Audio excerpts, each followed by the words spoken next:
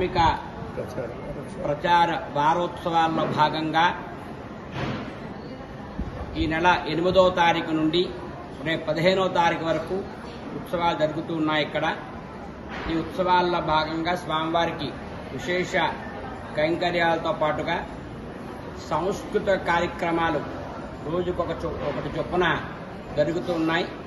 ఈ రోజునాడు కోలాటం బృందం వారు సుమారు 100 నుంచి 120 మంది 4-5 డాన్సులు సమూహంతో అద్భుతంగా కోలాటోత్సవాలు జరిపిస్తున్నారు. దేవాలయంలో స్వామివారు చాలా ఆనందపడుతున్నారు. భక్తులందరూ పడుతూ చాలా తన్మయం చెందుతున్నారు. అయితే ఈ వారోత్సవాల్లో భాగంగా దేవాదాయ నిర్ణయం మేరకు వారం రోజుల పాటు భగవంతుడి దగ్గర సాంస్కృతిక కార్యక్రమాలు చేయాలని రాష్ట్ర వ్యాప్తంగా సంకల్పించారు. ఆ ప్రకారమే అందులో భాగంగానే గత 5-6 రోజులుగా వరుసగా సాంస్కృతిక కార్యక్రమాలు చేస్తున్నాము.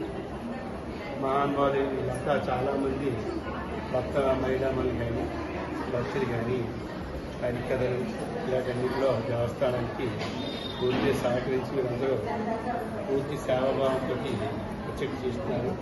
వాళ్ళందరికీ కూడా ధన్యవాదాలు తెలియజేసుకుంటూ స్వామివారి ఆశీస్సులు వాళ్ళందరూ లభించి వాళ్ళు సకల శిక్షణ పొందుతారని ఫస్ట్ ఈ ప్రసంగం పెట్టాము, ప్రవచనాలు పెట్టాము, తర్వాత హరికథ పెట్టాము, తర్వాత ఈ కార్యక్రమాలు వరుసగా పెట్టాము. ఎల్లుండి ఆదివారం కూచిపూడి నృత్యం కూడా ఉంది.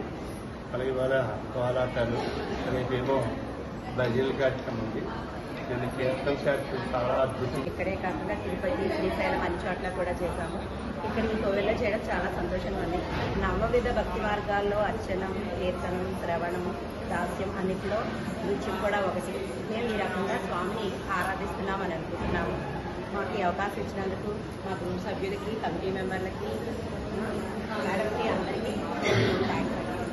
భగవంతుని కూడా మాకు థ్యాంక్స్.